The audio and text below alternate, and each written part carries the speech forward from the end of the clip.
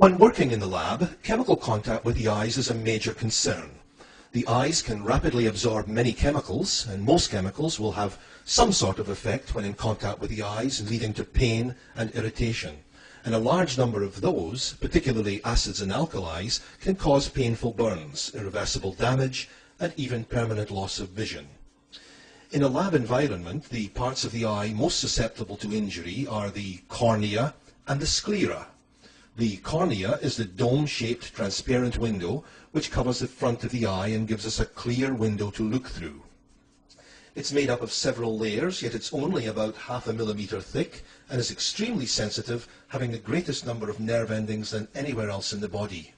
The sclera, more commonly known as the white of the eye, is a tough, opaque tissue which serves as the eye's protective outer coat.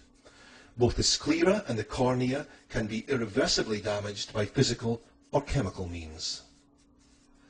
This picture illustrates a staining procedure used in determining how serious a chemical burn is to the eye. A few drops of fluorescein stain or dye is placed in the injured eye, and after a few minutes the dye is flushed out and the stain will be absorbed wherever there is damaged tissue. The stain colours burned cornea green and burned sclera yellow. You'll notice that the lower third of this eye, from around 3 o'clock to 5 o'clock, has absorbed some of this stain. The deeper the burn, the darker the stain, and a doctor can tell by the intensity of the colour just how deep and how serious the burn is. Now, with this in mind, let's look at some of the cases of chemical burns to the eye. This is a research chemist who received concentrated sodium hydroxide solution in her eye. She was highly experienced, but like many experienced people, she became rather complacent. She had a pair of safety glasses, but unfortunately they were in her pocket. While she was working, some of the sodium hydroxide solution splashed into her eye. She immediately ran to the eye wash fountain and began to wash the eye thoroughly for 30 minutes, and then the eye was stained. Notice that the entire cornea has been coloured by this greenish yellow stain. This signifies a fairly serious caustic burn to the eye.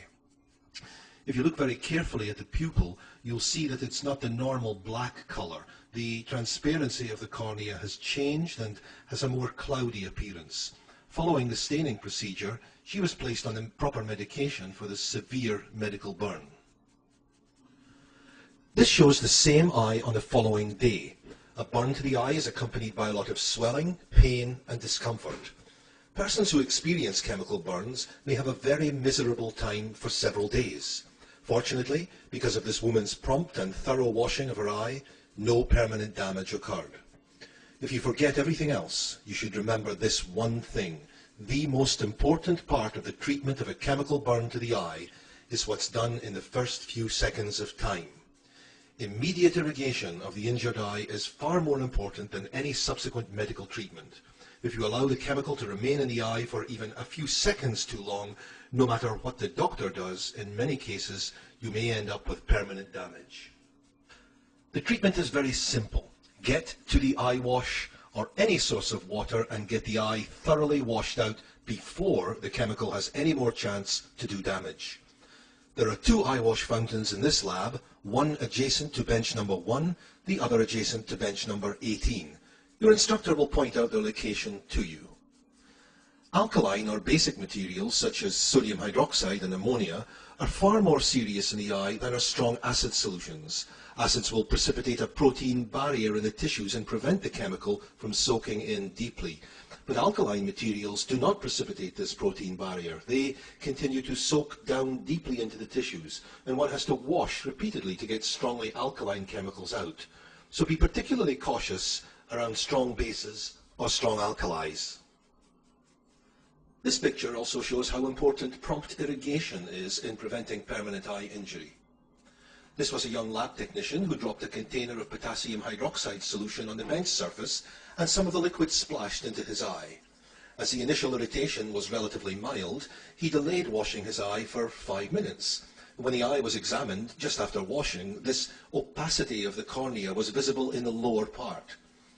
In spite of everything that could be done for him, the damage was already there. Today he is carrying around a permanent wedge of scar tissue in the lower part of his eye because he delayed washing. Needless to say, if the man had been wearing protective eyewear, he very likely would not have suffered this injury, resulting in lifelong discomfort and pain.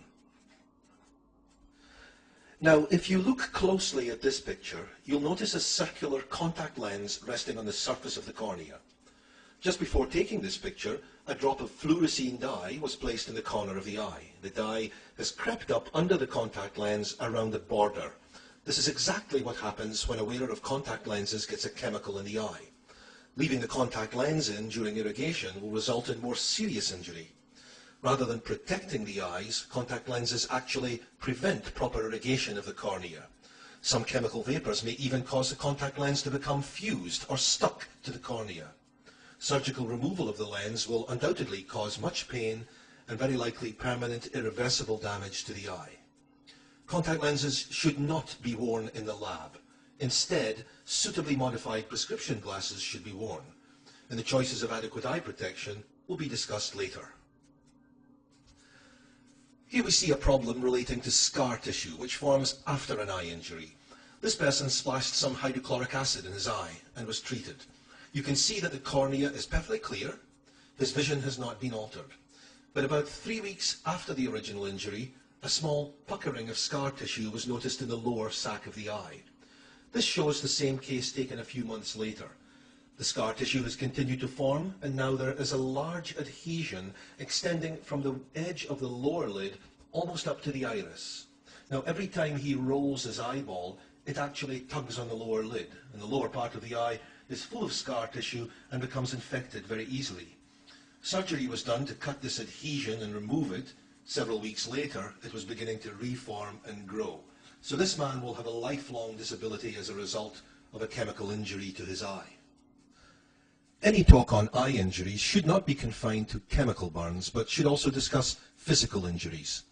This chemist was washing glassware at the lab sink. He did not consider it necessary at that time to be wearing protective eyewear. A colleague working nearby was conducting an experimental procedure which became unstable and exploded. A fragment of broken glass flew across the bench into the chemist's unprotected eye, penetrating the cornea and the lens. There's some scar tissue in the cornea and a cataract to the lens. This caused a complete loss of vision in this eye, all because of the lapse of safety. This should illustrate the need for wearing eye protection at all times within the laboratory. Even though you may have completed an experiment and are not engaged in any potentially unsafe practice, others around you may still be working with chemicals and apparatus. You could easily be the victim of any accident occurring from their activities. It is the student's responsibility to acquire adequate approved eye protection and bring it to the lab each week. Eye protection for use in the chemistry department's laboratory facilities must be CSA approved and provide adequate frontal and lateral protection to the eyes.